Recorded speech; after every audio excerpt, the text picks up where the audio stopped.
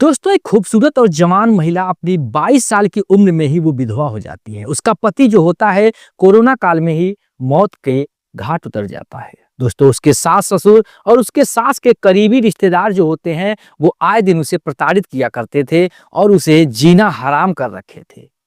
जो भी लोग आते थे वो उसके हवस की ही निगाह निगाह से देखते थे और उसे अपनी हवस मिटाना चाहते थे। लेकिन वो महिला इतनी समझदार थी, अपनी इज्जत आबरू को छुपा कर रख रही थी। लेकिन एक दिन एक ऐसा किराएदार आता है जिससे कि उसकी आशा की एक किरण जगती है। लेकिन 4 दिन की चांदी और अंधेरी रात फिर निकलती है, क्योंकि उसका भी सपना टूट जाता है। दोस्तों, उसके बाद उस महिला के साथ एक ऐसा हादसा होता है जिसका सुनकर आपके भी होश उड़ जाएंगे कि समाज में आज भी ऐसे ऐसे लोग हैं जो कि महिलाओं को प्रताड़ित करने में तनिक भी नहीं सोचते हैं कि आखिर में इसका अंजाम क्या होगा। दोस्तों, ऐसा ही हुआ इस विधवा महिला के साथ, जो कि सुनकर आपके भी रोंगटे खड़े हो जाएंगे। दोस्तों, कहानी में बने रहिएगा। उससे पहले आपसे छोटी सी रिक्वेस्ट है, चैनल पर नए हैं तो चैनल को सब्सक्राइब कर लीजिएगा। वीडियो अगर अच्छी लगे तो कमेंट बॉक्स में लिखकर अपनी राय जरूर बताइएगा कि आपको वीडियो कैसी लगी और कहां से आप वीडियो देख रहे हैं। दोस्तों, चलिए वीडियो को करते हैं स्टार्ट और समझते हैं पूरी कहानी की सच्चाई को। दोस्तों, ये कहानी है दिल्ली के सटे नोएडा सेक्टर 3 की, जहां पर एक बिहारी परिवार रहा करता था। दोस्तों, उसके घर में 2 लड़के थे और 2 बेटियां थी और उसके माता पिता थे। दोस्तों, बड़े लड़के की वो लोग शादी करते हैं और शादी करके उसकी जो पत्नी होती है, जिसका नाम सुमन होता है, अपने ससुराल में आती है और हंसी खुशी जीवन में रहने लगती है। दोस्तों, वहां पर उनके कुछ कारोबार थे, एक दुकानें वगैरह थी जिसका चलाकर उनके घर का भरण पोषण होता था। दोस्तों, कोरोना काल तभी आता है, लॉकडाउन का समय आता है। उसी लॉकडाउन में कोरोना काल में ही उसके पति का, जिसका नाम सुमित होता है, उसकी मौत हो जाती है। जो सुमन थी वो लाचार हो जाती है, विधवा हो जाती है। उसके शादी के महज 2 ही साल हुए थे। उसने अपना लव मैरिज कर सुमित के साथ विवाह किया था। अब उसकी जिंदगी जो है वो वीरान हो चुकी थी। दोस्तों, 22 साल की ही जवानी उम्र में ही वो एक विधवा की जिंदगी जीने लगती है और उसे सहारा भी नहीं होता। उसकी सास इतनी खच्चर थी, इतनी बेहया थी कि आप सोच भी नहीं सकते हैं। उसे आए दिन प्रताड़ित किया करती थी।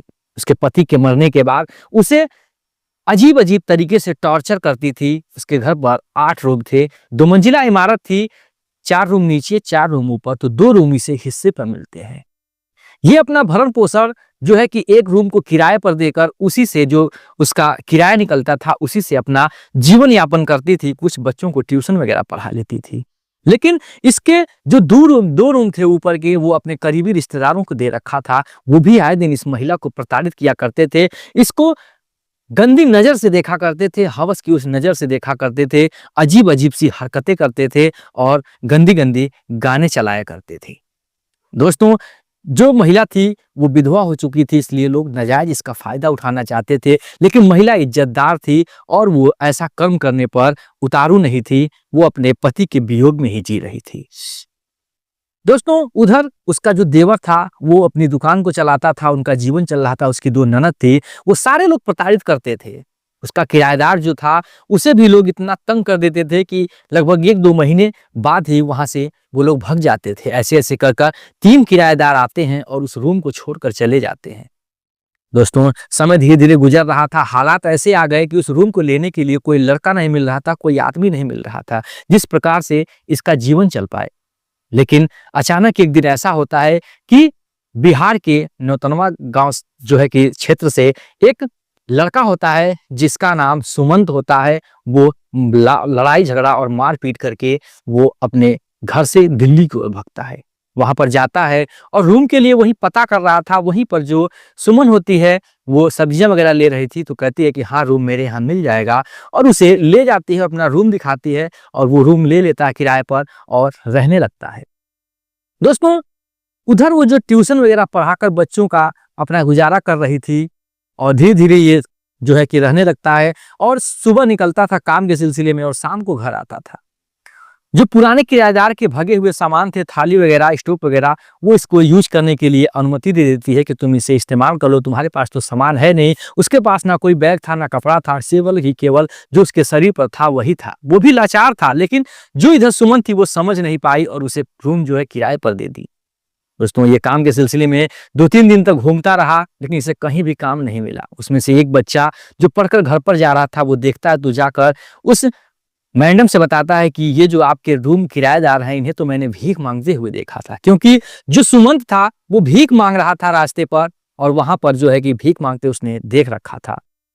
दोस्तों उसके बाद क्या होता है कि वो भीख की जो थी कि बात जो वो सुनती है तो उसे मना कर देती है कि देखो तुम ऐसा मत कहो, और फिर देखा जाएगा, टाल देती है और बच्चों को पढ़ाती है, उसे भेज देती है। शाम को जब इधर जो सुमंत होता है जब आता है रूम पर तो उसे पूछती है सारी बातें। वो भावुक हो जाता है, उसके जो है कि आंखों से आंसू निकल आते हैं कि भाभी आप ऐसी बात क्यों कह रही हो, आप क्यों पूछ रही हो। वो सारी सच्चाई बताती है, अपने रूम से 2-4 रोटियां वगैरह लाती है, उसे खिलाती है कि तुम कई दिन से भूखे हो, तुम्हारी मजबूरी लाचारी मैं समझ रही हूँ। दोस्तों इसी प्रकार करके जब तक उसे काम नहीं मिलता है, वो चोरी चुपके उन किराएदारों से छुपकर उसे खाना वगैरह दे दिया करती थी, और पूछती है कि हकीकत में बताओ तुम कौन सा काम जानते हो, तुम क्या तुम्हारे अंदर काबिलियत है। बताता है मैं कारपेंटर का काम जानता हूँ, लकड़ी वगैरह कुर्सी वगैरह मैं बेड वगैरह बना लेता हूँ। तो वो बताती है कि पास के कीर्ति नगर में चले जाओ, वहां पर बहुत सारा शॉपिंग मॉल है, बहुत सारे डिजाइनर कुर्सियां वगैरह बेड वगैरह बनती है, वहां पर तुम्हें काम जरूर मिल जाएगा। दूसरे दिन पहुंचता है, वहां पर उसे काम भी मिल जाता है, वो काम करने लगता है, रोज पर डे आता है जाता है, और उसे लंच वगैरह बनाकर दे दिया करती थी। दोस्तों अब होता क्या है, धीरे समय बीतता है, एक दिन उसे जो है कि 5,000 रुपये तनख्वाह मिलते हैं, और लाकर जो है कि उसकी अपनी जो भाभी को जिस समझ रहा था, जो जो इधर जो सुमंत था वो जो था सुमन को लाकर देने लगता है कि लीजिए भाभी ये पैसे आप रख लीजिए। वो कहती है कि रूम का तो भाड़ा अभी 2,000 हुआ, अभी 5 दिन बाकी हैं, तुम इतना एडवांस क्यों दे रहे हो, जाने दो अपना घर पर कुछ काम चलाओ। तो कहता नहीं घर पर इतने में काम नहीं चलेगा, आप एडजस्टमेंट रख लीजिए। दोस्तों वो महिला जो होती है वो रख लेती है, और इधर जो होता है वो काम करने लगता है। इधर जो उसके सास ससुर थे वो गांव गए हुए थे इसी काम के सिलसिले में, वहां से जब वापस आते हैं देखते हैं किराएदार को, इसे भी भगाना चाहते थे क्योंकि पास के किराएदार जो होते हैं वो देखते हैं ये रह रहा है, उसके साथ बातचीत भी होता है, वो अजीब अजीब बातें बताकर उसे चढ़ा बढ़ा देते हैं कि ऐसा ऐसा ये करता है। फिर उसके बाद होता क्या है कि ये जो था सुमंत होता है, इसे वो लोग भगाने पर उतारू हो जाते हैं कि इसे यहाँ से भगा दिया जाए। तो होता क्या है कि फिर जो ये सुमंत होता है वहां पर ये लोग थाली वगैरह उसके सारे बर्तन को निकाल फेंकते हैं। अब सुमंत को मजबूरी में वहां से भाग कर जाना पड़ता है, पास में ही जाकर एक दूसरा रूम ले लेता है, वहां पर वो रहने लगता है। इधर जो सुमन थी वो लाचार थी, वो कर भी क्या पाती, उसकी उसी किराएदार को भी भगा दिया गया था। कहीं ना कहीं उससे जो थी नजदीकियां बढ़ रही थी, अब वो लाचार हो जाती है और सोच ही सोच में वो बीमार पड़ जाती है और धीरे धीरे अपने बेड पर पकड़ लेती है। दोस्तों इधर वो काम करता है, धीरे धीरे कुछ समय बीत जाते हैं, कुछ दिन बीत जाते हैं। इधर इसकी मौत की वो हालात हो गई थी, इसके शरीर में खून नहीं था, पानी वगैरह नहीं थे, ये बहुत ही बीमार हो गई थी। तभी वो जो है उसे भी मन नहीं लग रहा था, सुमंत को भी। तो वो अपने सैलरी पाता है तो आता है, कहता है कि मुझे कुछ रूम के किराए बाकी थे, मैं देना चाहते हूँ। उसकी सास कहती है मुझे दे दूं, मैं दे दूंगी। वो कहता है नहीं, मैं उसे ही दूंगा। वो तुरंत ही सीढ़ी के रास्ते ऊपर चढ़ जाता है, वहां पर जाकर उसे देखता है, उस हालात में उसके होश उड़ जाते हैं। उसके बाद उसे उठाता है, कहते हैं नहीं भाभी आप चलिए और मैं तुम्हें दवा कराऊंगा, तुम्हें मरने पर मैं मजबूर नहीं होने दूंगा। वो सुमन जो होती है कहती है वो मुझे मर जाने दो, मैं जीना नहीं चाहती हूँ, क्योंकि मेरे सास ससुर जो हैं मुझे जीना नहीं देने चाहते हैं। मैं जानती हूँ मेरी हालात क्या है।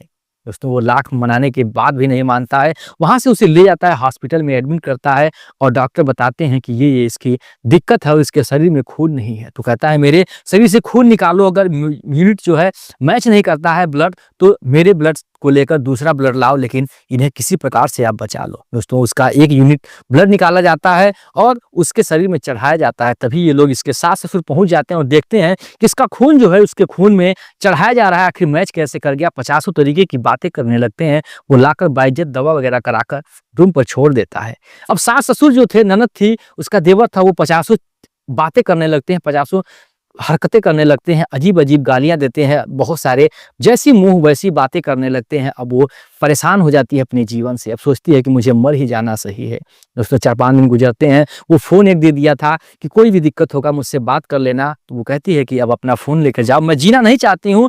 और वो कहते हैं कि इसका खून निकाल दो, मैं अभी इसकी काट के खून शरीर से निकाल देती हूँ, उसका गंदा खून। 50 तरीके से बात करते हैं। फिर होता क्या है, वो अपने जो हाथ की नसें होती हैं उसे काट लेती है।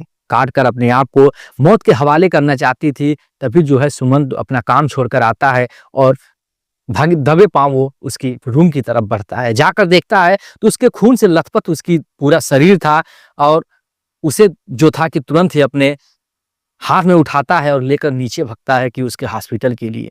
दोस्तों, उसके सास ससुर बहुत सारे कमेंट करते हैं, बहुत सारे झगड़े करते हैं, आस पड़ोसी वहां जुटे हुए थे। वो लाख नहीं सुनता है, कहता है कि जो तुम्हें करना है कर लेना, जो कंप्लेन करना है वो कर लेना, मैं आज इसे नहीं छोड़ने वाला हूं, मैं इसे हॉस्पिटल में एडमिट करा कर ही रहूंगा। हॉस्पिटल में ले जाता है और उसकी दवा कराता है। दवा कराने के बाद उसकी जान जो होती है वो बच जाती है।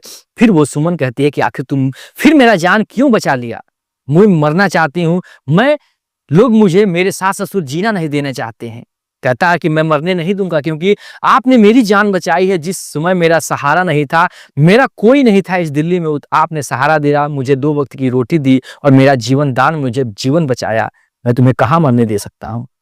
दोस्तों, फिर वो कहती है कि आखिर में मुझे जिला दिए, फिर मैं वही ताना सहूंगी, मैं फिर वही गालियां सुनूंगी। वो कहता है मैं गालियां सुनने दूंगा तब तो मैं तुमसे बेतहा मोहब्बत करता हूं, अगर तुम चाहो तो मेरी जिंदगी में आ जाओ, मैं तुमसे शादी करना चाहती हूँ। वो भी भावुक हो जाती है और उसके भी आंखों में आंसू आ जाते हैं और उस शादी के लिए हाँ कर देती है। दोनों विधि विधान से जाकर एक मंदिर में विवाह करते हैं और हंसी खुशी वो उस रूम पर आकर रहने लगते हैं।